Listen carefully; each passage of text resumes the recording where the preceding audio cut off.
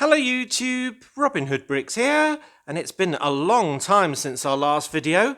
Details in the pinned comment if you're interested. But for today's video, we're just going to pick up exactly where we left off, which I believe was starting our marina. And you can see I've just started adding the trans light blue tiles to a small section there. So yeah, looking forward to getting a bit more progress on that. Oh look, some fox hunting. Right, well last time we did Paradise Quay, this sort of area here that will have the Paradise Cafe on the front, and started off all of this lovely sort of quayside edging around the large bay, which will take our floating Chinese restaurant, the big boat over there, Destiny's Bounty. So today I'm going to continue that all the way along here, all the way up to this boat here. That's my kind of marker. So it's going to be a much bigger marina than we've ever had before, with more boat action, all the rest of it. And I don't think I've got enough tiles. I basically used one of the 8 bags that I recently bought to do a section because I wanted to see how it looked. I was getting quite impatient. And this is a whole one of those bags. You know, it hasn't even gone fully into that area underneath the ship, which I might not actually do. Yeah, and it's only made up to here. So I'm going to need all of those, probably, and some more just to do this. And that's even before we get to this vast area that will be underneath the bridges, going out into the bay and then going all the way along here and filling the entire harbour. So yeah, that is an absolute disaster of an idea. I don't know why I'm doing this in some respects, but I'm hoping it will look really good. Because what we're also going to do this time is get a lot of colour shining through those tiles instead of just using blue plates and base plates. So what have we got? Well, we've got all sorts of stuff. We've got loads of olive green, which is going to be that sort of murky sort of colour. So these are the most important ones, these sort of wedge plates. We've got some bricks for the edging, thin ones, and all sorts of other ones. We've got blue plates to fill in all the gaps, 1 wide, 2 wide, 4 and 6 wide, and the other wedge plates to marry up with those olive green ones, and lots of small versions of the same, these sort of 2 by 2 ones in all sorts of different colours. Some loads of bricks, which I'm really interested to show you a new effect that I'm going to go with those. Well, yeah, that's going to be a bit of a surprise. A few irregular pieces, such as jumpers and 1 by 1 tiles and stuff like that in trans. Then we've got the brown, which will be the sort of quayside bits, not quayside, sort of dock boat sort of walkways and stuff like that, and grey bricks and other bits and bobs as well. So we've got an absolute ton to use. I don't know if we're going to get through all of it today, but we're going to start, well, where we left off and kind of go that away.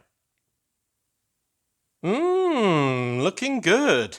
It's actually quite therapeutic putting all of these olive plates and wedge plates into this wavy pattern with the row of bricks along the back to be the base of the wall as well. And obviously this represents all of the little docks that are going to be in my marina. And this is the plant life and kind of slime and sludge that's going to be underneath all of my wooden structures, walkways and so on. So you can imagine one with the legs in the right place doing that sort of job. And therefore it also representing, well, the shadow of those walkways.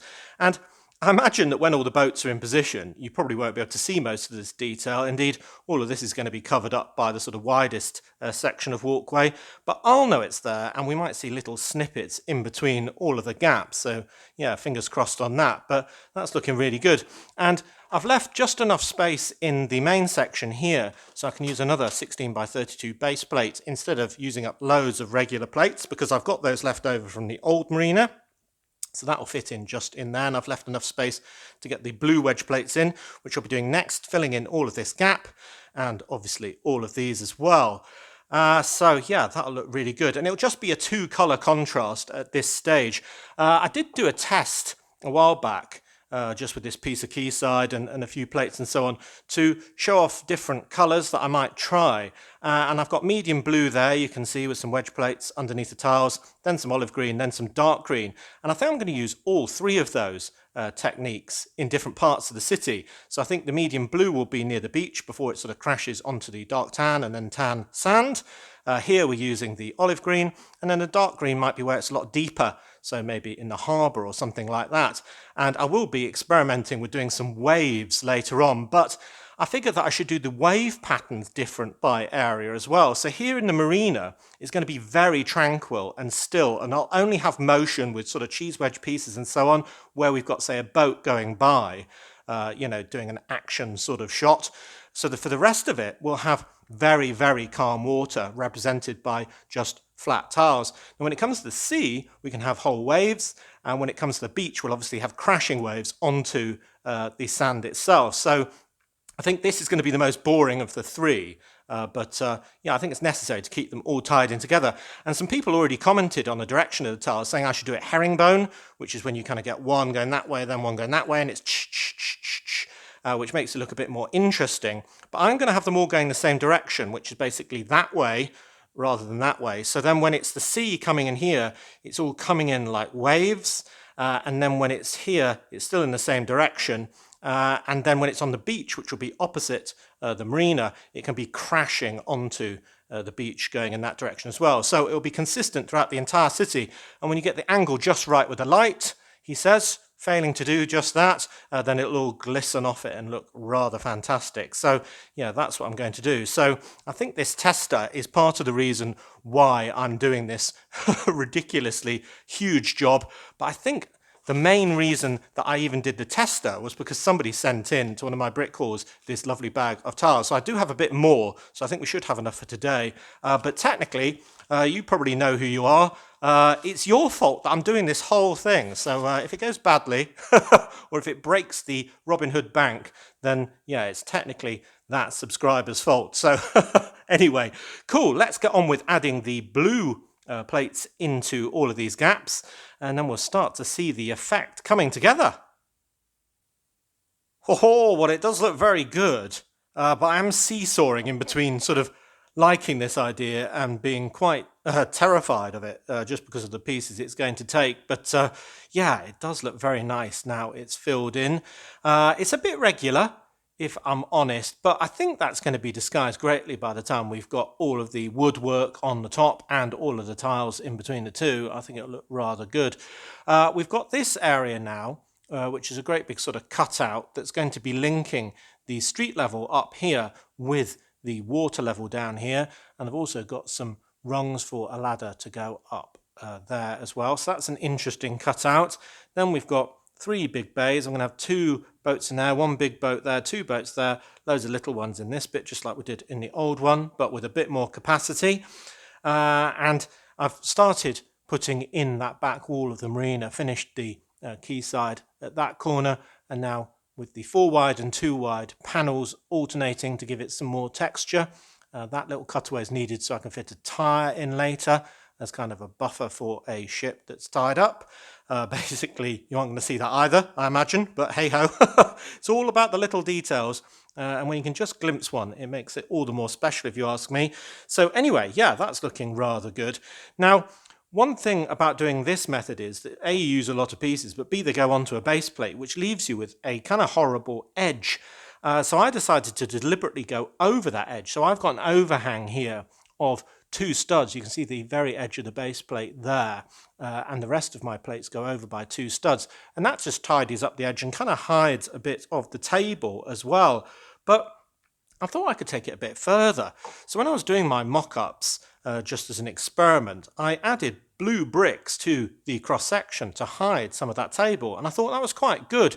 But in big sections, it's going to be very boring, very monotonous blue. So when I did another one, at the same time, I just recessed it 1 stud, and I thought it looked a lot better. And that means I can put some certain details into the overhang sort of cross-section of the water. Because as you know, in my city, I always say that the city continues way on past the walls, which is why I have all these facade buildings. But also, well, we're standing in Brick Bay. It's a solid body of water. It's just that where we're standing has been sort of chopped off to let us in. So effectively, the water goes down, down, down underneath the tables. So I thought I could represent that water going down with those blue bricks and kind of build a cross-section with a few minor details, but, just to make it a bit more interesting. So I've just done a little section, first of all, with some fish on clips, basically, and that will go, if I can do it one-handed, left-handed as well. I'll do it gently to start with. There we go.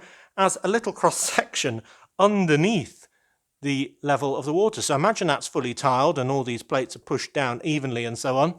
Then basically, I think it'll look really interesting.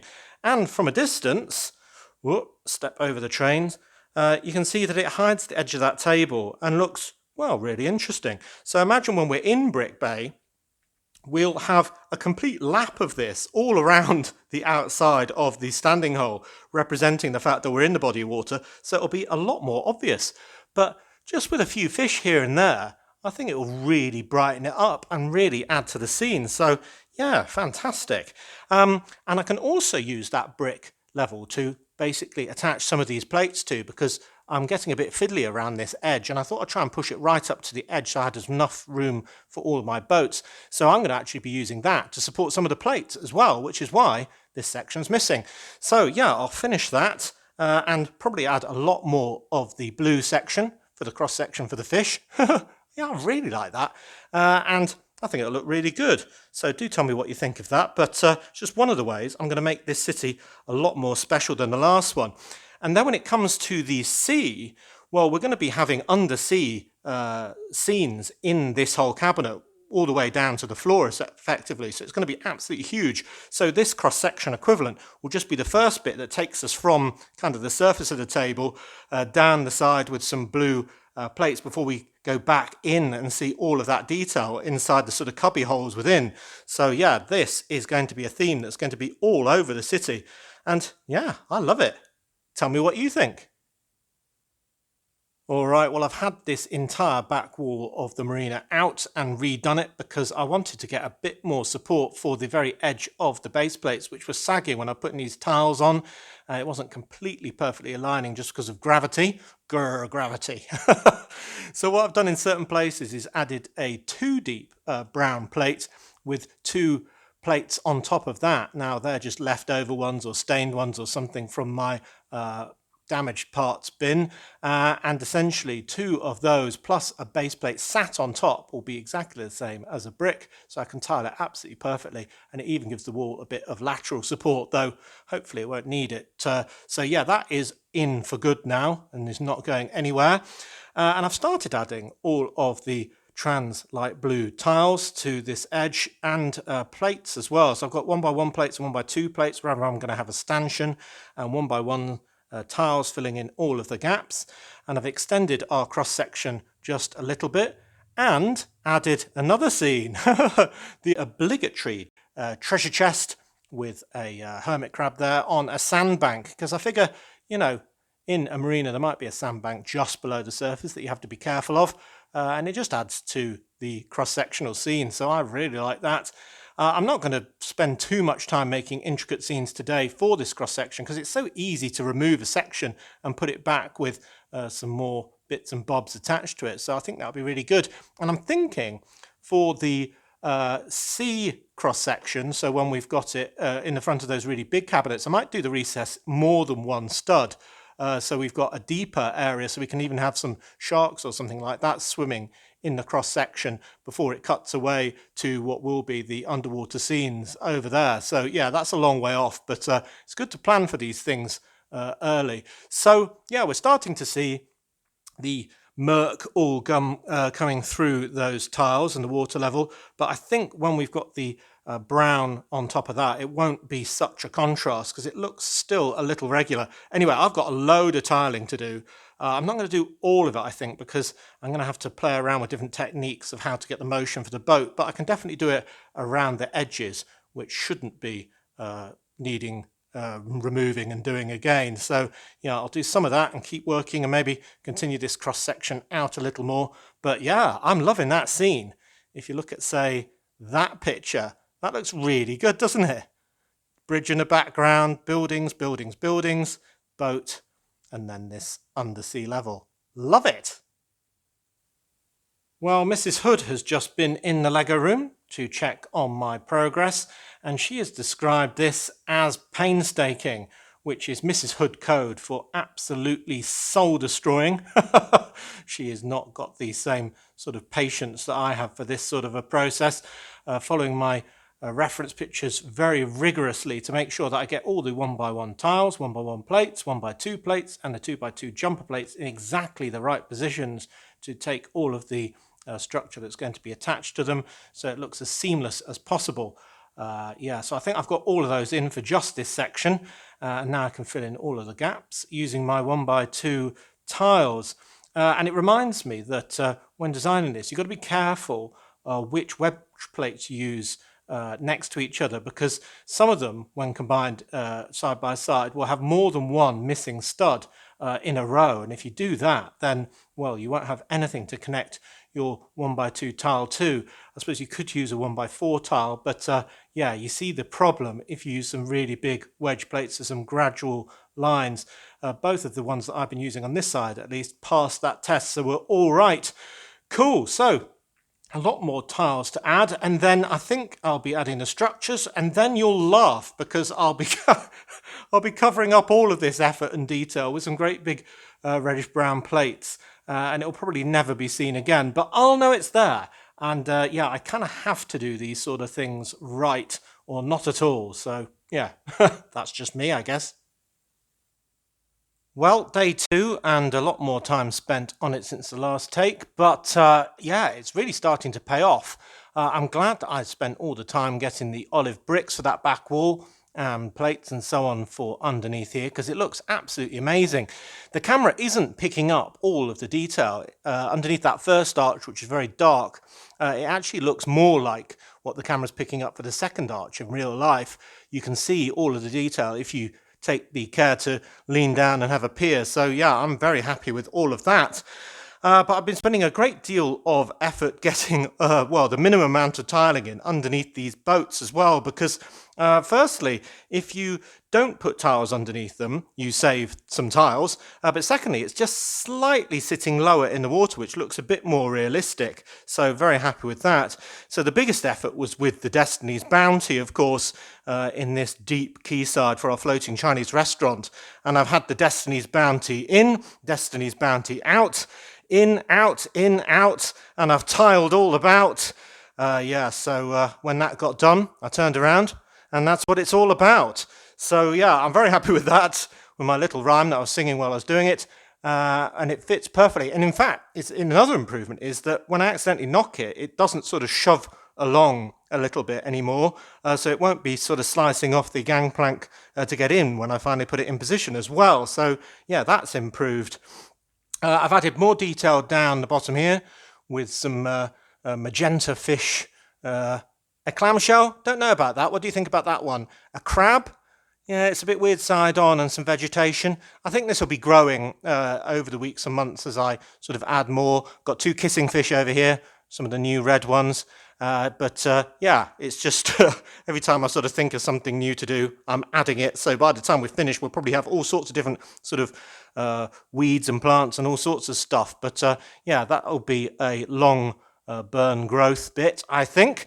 So what have we also been doing? Yeah, we started adding the superstructure to all of this with different supports and arches and things like that, ladder to get in and out. I'm going to be putting a crab on this stud here. Everything's been planned to the finest degree. There we go. He'll just be peeking out there. And this time I'm going to have slightly irregular sort of decking.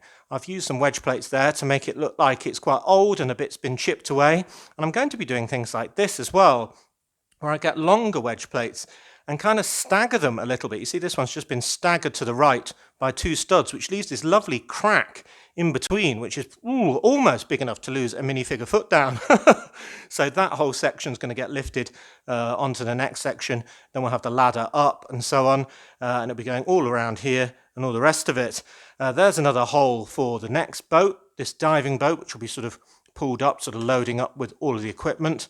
And if I can get the lining right, yeah, you see what I mean? You can push that down, save yourself some tiles, and it's really at water level. So I like that. I might be making a little gap here for 1, 2, 3 little boats and all the rest of it. So yeah, it has been taking quite a long time. And I've added my first motion effect as well. And that is this, a 1x1 plate in trans light blue with a round one with a circle on the top. And that's to represent the newly caught fish dripping into the water. So it's just gone drip and gloop like a little drop. So yeah, no one will notice that, but I do, and I really like it. So I think that's an absolute amazing detail. Cool. So yeah, I've made a lot of progress. Though in some respects I've not made enough, it feels like, but I'm going to push on and try and finish this kind of first half that I'm framing now, and then we'll worry about the whole second half next time, I think. And one thing I'm kind of pondering is whether I should use these fishy tiles. There's 4 different types there of kind of koi carp swimming on a tile, and they'll fit in perfectly with the colouring. But then I'm sort of thinking, would we have koi carp as well as regular Lego fish swimming in this area? Because is it freshwater? Well, I guess it's a partially freshwater bay. I don't know. You'll have to let me know if you think I should have those little fish sort of swimming around the edges of boats and so on that are moored up. It might be a good detail, or maybe I should save them for some sort of ornamental pond later. Oh, we got a bit of shimmer there, didn't we? Yeah, so it's looking very good if you ask me. A definite improvement from the last city. So yeah, I'm going to get the Destiny's Bounty in for the final time, hopefully, get that gangplank back on and try and finish this whole area of decking. Well, the marina might not be complete, but Paradise Quay is now. We've got the Paradise Cafe back in its position with all of its lovely merchandise. I absolutely love all these sort of lilos and rubber rings and all the rest of it. I must do something about the parrot infestation because it's kind of my staging ground for keeping my parrot collection. I've got a few around the exotic pet store as well, but yeah, I need to spread them out around the city, I think. Look a bit weird, all perched up there. It's like a scene out of The Birds with Alfred Hitchcock. Anyway, yeah, that's really nice with all the surfboards and all the rest of it. The octopus 3D sign and the sawfish 3D sign as well. We've got more advertising on this wall over here, and we've got the wonderful Destiny's Bounty back in position. I love this right in the middle of the city because it gives everything a great deal of sort of height and kind of an interruption, as well as being an amazing build with the extra sort of 3D signs of the crab and the squid from other Ninjago sets, and all of those lovely Chinese New Year sort of food tiles and all the rest of it, so everyone's enjoying hot pot and fish and stuff like that. And I've got the Orient Expedition kind of creature on the front as well, Temple Lion or whatever he's called. So yeah, that's absolutely great with all the railings around the side, and you can see the tiles through the gaps at the back and round the sides if you care to peer down, but it otherwise looks like it's completely sunk in. I've left a few bits of tiling left to be done because I want to get some sort of bow waves along the sort of front sides of this, and maybe something sort of jetting out the back to suggest this one's definitely in motion as opposed to like the other ones loading up.